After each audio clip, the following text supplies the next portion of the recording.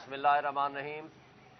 आज जो तौहीन अदालत वाला केस था इमरान खान साहब के ख़िलाफ़, असद उमर के ख़िलाफ़ और फवाद चौधरी के ख़िलाफ़, इमरान खान साहब को पिछली तारीख पे प्रोड्यूस करने का हुक्म दिया था इलेक्शन कमीशन ऑफ पाकिस्तान ने।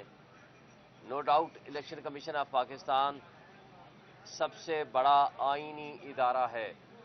इस आईनी इदारे के बहुत सारी जिम्मेदारियां और कॉन्स्टिट्यूशनल ऑब्लिगेशंस हैं। बहरहाल सेक्रेटरी इंटीरियर ने एक हुक्मनामा लिख के भेज दिया था, या उसको प्रपोजल कहें, लिख के भेज दिया था और कहा था कि जी आप जेल चले जाएं, उनको हम प्रोड्यूस नहीं कर सकते।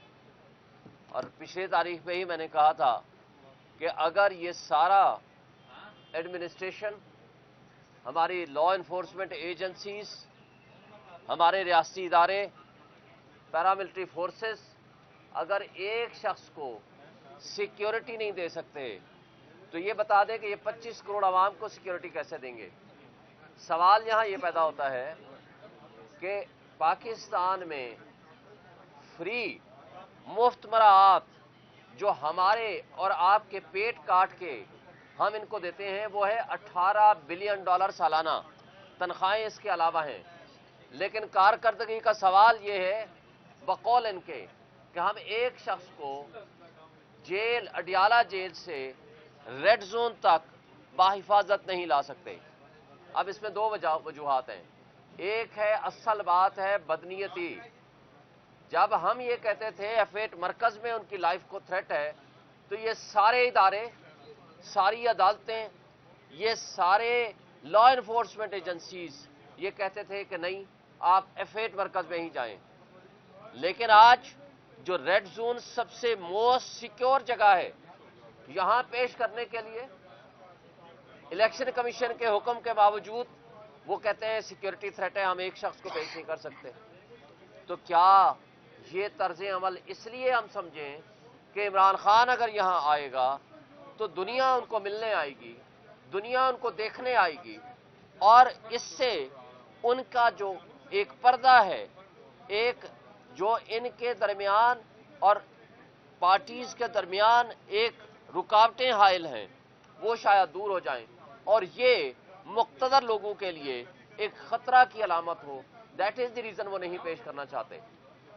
आपने देखा सुप्रीम कोर्ट ऑफ पाकिस्तान ने ऑर्डर किया कि इमरान खान नैब वाले केस में, जो कि नैब की प्रोविजंस को चैलेंज किया गया था और नैब प्रोविजंस जो अमेंडमेंट आई थी, जो पीडीएम की जमातों ने अपने सिर्फ जाती मफादात और जाती केस खत्म कराने के लिए किया था, उसके ऊपर जब सुप्रीम कोर्ट ने कहा कि जनाब आप आना चाहें तो आप इन पर्सन पेश हो सकते हैं, और इमरान खान साहब ने लिख के दे दिया कि जी मैं जाती हैसियत में पेश होना चाहता हूं।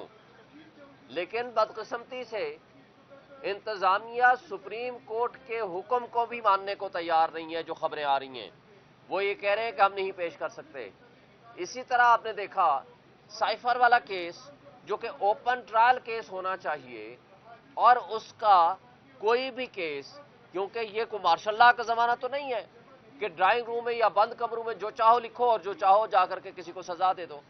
ओपन कोर्ट ट्रायल ये बुनियादी हक है किसी भी मुल्जिम का, लेकिन उससे भी ले तो लाल से काम ले रहे हैं।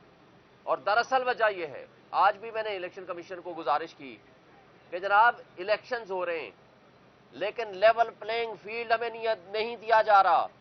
और आपको मैंने कहा हमने एप्लीकेशंस भी दे दी है, हमने आपको इन्फॉर्म भी कर दिया है, इलेक्शंस की डेट आ गई है, इलेक्शन की गहमा गहमी शुरू हो गई है।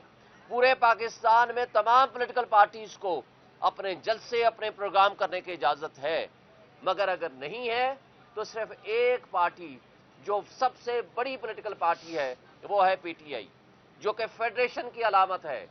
पाकिस्तान की तारीख में माजी में भी आपने देखा कि जो सबसे बड़ी पॉलिटिकल पार्टी हुआ करती है, जो फेडरेशन की अलामत हुआ करती है, उसको जब मुख्तदर तबके और हल्के रोकने की कोशिश करते हैं तो उससे रियासत का नुकसान होता है, उससे 25 करोड़ आवाम का नुकसान होता है, उससे जमहूरियत कमजोर होती है, उससे आईन कमजोर होता है, उससे बुनियादी हुकूक मुतासर होते हैं। ये आवाम का हक है, ये उनका बुनियादी हक है कि जिसको चाहे वो मुंतखब करें। اور جو ان کے منتخب نمائندے ہوں گے وہی حق کے حکمرانی رکھتے ہیں، کیونکہ اس لیے طاقت کا سرچشمہ عوام ہے۔ عوام نے اپنے حق میں اپنے ہاتھ سے یہ اختیار استعمال کرنا ہے کہ کس کو ہم نے ووٹ دینا ہے اور کس کو نہیں دینا۔ اگر خدا نخواستہ یہ لولی لنگڑی کوئی حکومت بنانے میں کامیاب ہو جاتے ہیں، کوئی لوگوں کو کرش کر کے، کوئی ایسے اپنے سپر کنگ اور سپر لاڈلے لا کر کے یہاں بٹھانے کی کوشش کرتے ہیں، تو نقصان کس کا ہے؟ ہماری ریاست کا ہے، ہمارے اداروں کا ہے، ہماری 25 کروڑ عوام کا ہے۔ آج آپ کی ریاست متحمل نہیں ہو سکتی کسی بھی ایڈونچر یا مس ایڈونچر کی۔ آج صورتحال یہ ہے کہ آپ کی اکانومی تباہ ہو چکی ہے۔ 16 مہینے کا ایڈونچر آپ نے کر کے دیکھ لیا۔ 16 مہینے میں ایک چلتا ہوا ملک جس میں 6.1% جی ڈی پی تھی، جس میں میکسیمم آپ کے ریزرو تھے $24 بلین، جس میں 170 روپے کا آپ کا ڈالر تھا، آپ نے اس کا انجام اتنا برا کر دیا۔ آج عام آدمی، غریب آدمی روٹی کھانے کو بھوک کو ترس رہا ہے۔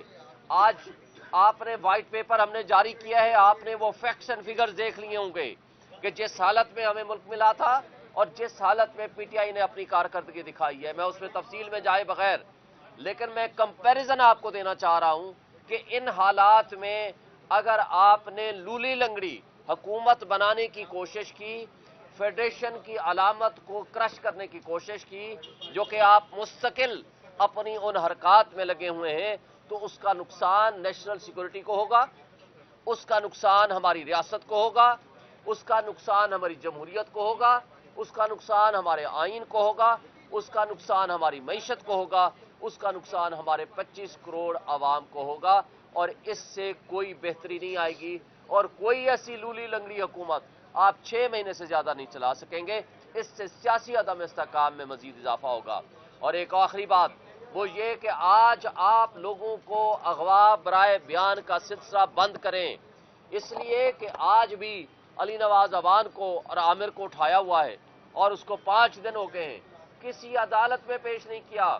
آئین یہ کہتا ہے کہ اگر کسی کو گرفتار کریں گے تو آپ اس کو 24 آورز میں کسی عدالت میں پیش کریں گے، اور اگر ایسا نہیں ہوگا تو یہ غیر آئینی اقدام ہوگا۔